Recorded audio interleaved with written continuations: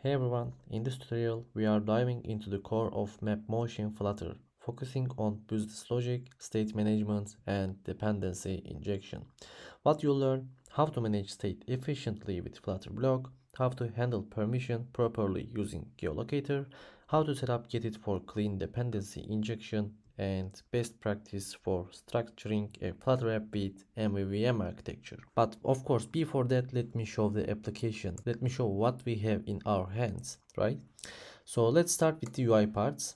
We have a marker here without animation, and when we tap somewhere like here, as you can see, we move to that area with a polyline, and the animation will start with our tapping side, and we can tap more, we can move more like that. We can zoom out even, for example, like this. And as you can see, we have another layer here. Okay, we zoomed out. When I tap here, it will be zoomed in, and of course it will draw a polyline, one more and one more and one more. When we tap, it will draw a polyline.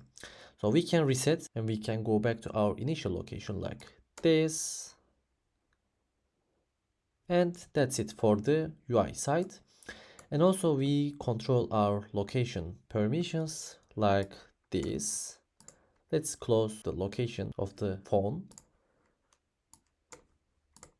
Yeah, as you can see, location not available, so that we have no access.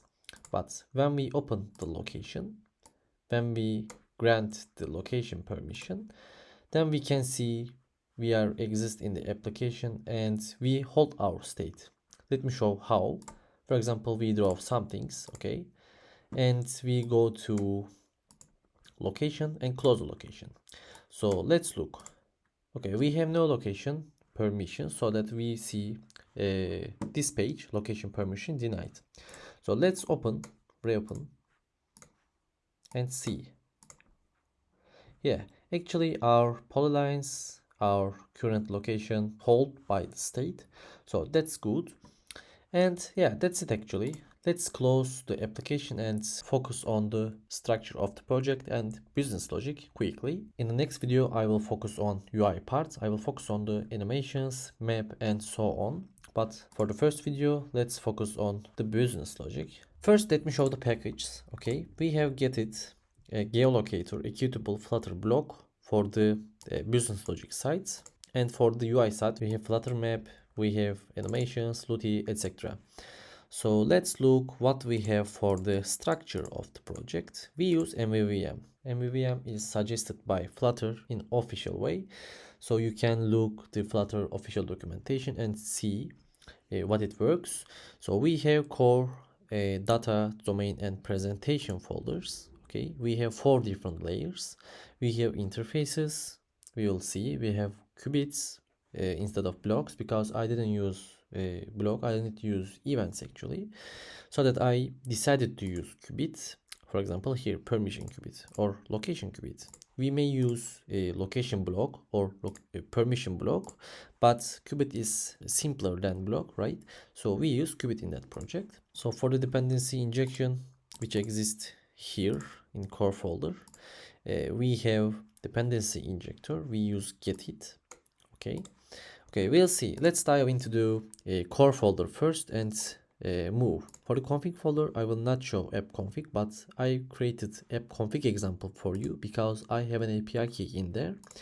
So my app config is like that, and I have some API key. Okay, so I created this app config example for you. You just need to delete example part and put your API key here. So what's next? Constants. We have colors and enums, okay, as a constant. So for the dependency injection, as I said, I use GetIt, and we created our object as lazy singleton. I separated services and qubits here. Let me explain why I created these classes as lazy singleton. So think like we have location permission. So we gave a location permission and we say, okay, we grant the location permission and we can use the app, right? So we create one more object of location permission service and we deny it at this time. So how we manage the location permission if we have two different objects, right? That was our because we use lazy singleton in here. And why it's lazy? Because we want to create these classes, these objects when we need actually. We don't want to create directly. Instead of we want to create when we need these objects, so that we use lazy singleton. Okay, I can move in the init folder. I have app widget, material app exists here. Okay, and above of the material app, I created my qubits. I provide these qubits actually. And when I create these qubits, I call initialize method. Of course, I would do like that, but instead I call initialize method in the constructor here. Okay, in both qubit, in location and in permission, I call the initialize methods in the constructor. So we have multi-block provider here. So let's go interfaces part. Okay, for the interfaces, we have abstract classes. We define some functions or getters. I also explained above of the each getter or function. You can see even in the abstract class, you can look and get the related information. For the interface of the app lifecycle service, we have the simplest one. We just check if we are in the background or if we are in the foreground, if you use the app or the app exists in lives in the background. We check this, and according to this information, we update our location. So because when we use the application, we may change the location settings, right? Think like I use the application and I open my Siri and say like turn on my location or turn off my location, right? So this was also important, so that I created app lifecycle service with the interface, of course. So we will see the services right now. We have data folder, and in the data folder we have services folder. So we have related services like location service, location permission service, and app lifecycle service. In these services, we just use some tools like geolocator package and manage the location and permissions.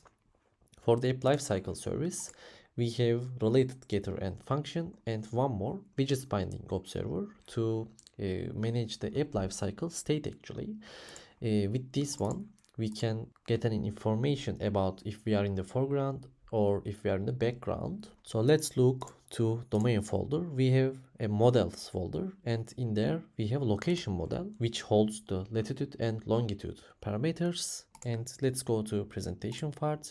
So in here we have views and blocks. I separated view and blocks in the presentation pile. We have two different blocks, or let's say qubits, location and permission qubit. In our qubits, we manage the services and states of our qubits. For the view side, I'm gonna explain what we have in the second video. Okay, in the next video will be the last one. There will be no more videos. Next one will be the final one. But I can say, okay, we have a map view and we have another view, location permission denied view. In the map view, of course, we use our qubits and states. As an example, if we will use location permission denied view or map view body directly according to the states, location states. So we will see all these any other UI related things in the next video. Yeah, that was quick one. I explained the architecture and how we use the related services and interfaces with our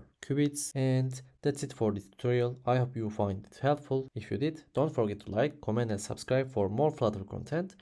And of course, turn on notifications so you don't miss the next part, where we will dive deeper into animations and interactive maps. Check out the GitHub repo in the description and let me know if you have any questions in the comments. See you on the next one.